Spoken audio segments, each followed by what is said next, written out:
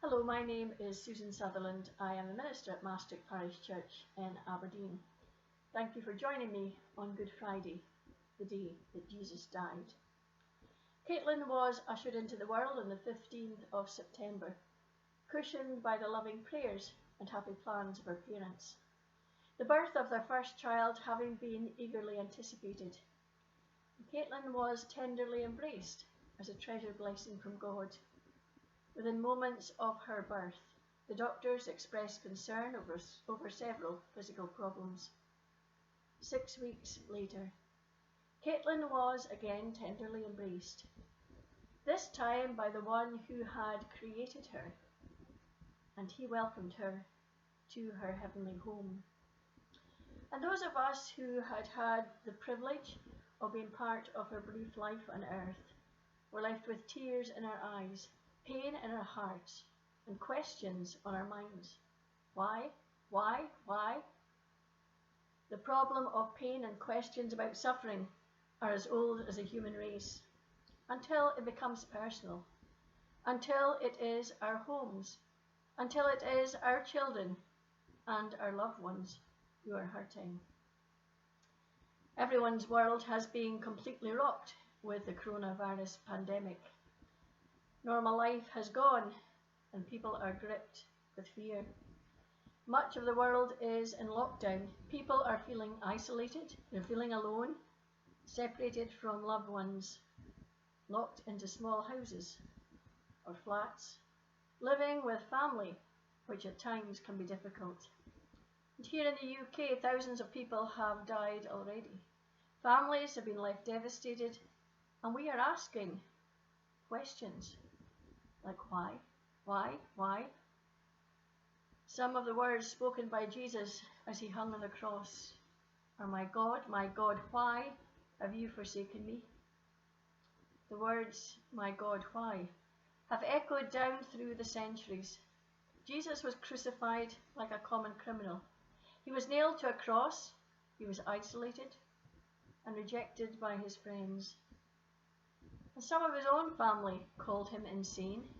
As he hung on the cross, he was broken. He was misunderstood, and it seemed that everyone had abandoned him.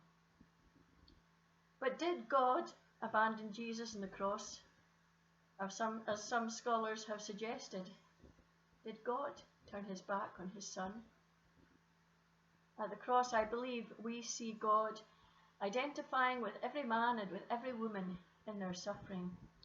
And at the cross, I believe God was nowhere more present as he suffered the consequences of the wrong things that you and I have done, past, present, and future. They say silence is golden, but we're not always good at handling silence. Even in church, people find it uncomfortable, they find it difficult when there is silence during our prayers. And yet, God's presence is often discovered not in the noise, but in the silence. And music depends on silence in some form or another to distinguish other periods of sound and allow dynamics, melodies and rhythms to have greater impact. And have you ever thought about how much silence surrounded the life of Jesus? When he was born, only a small number of people, a few shepherds and several wise men, knew of his birth. The scriptures focus on one episode in his childhood, when Jesus was 12 years old at the temple in Jerusalem. But what happened to the other period of his childhood?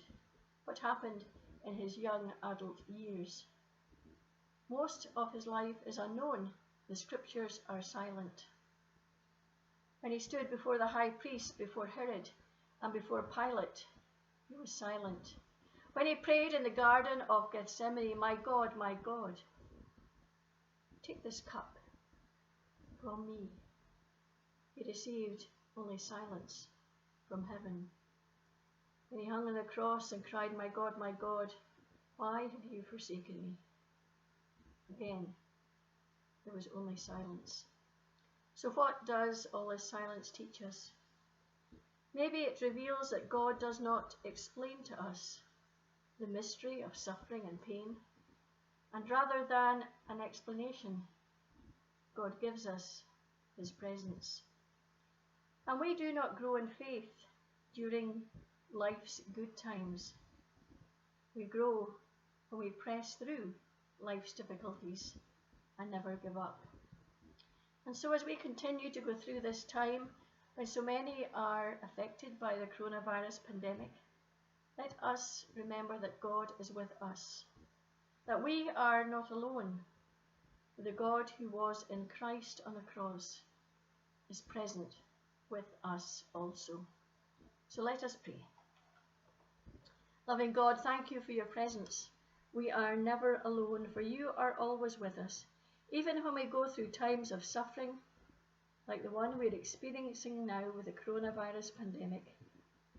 And on this day we call Good Friday, we know that you were there at the cross with Jesus, and as a parent you felt the sorrow of his death.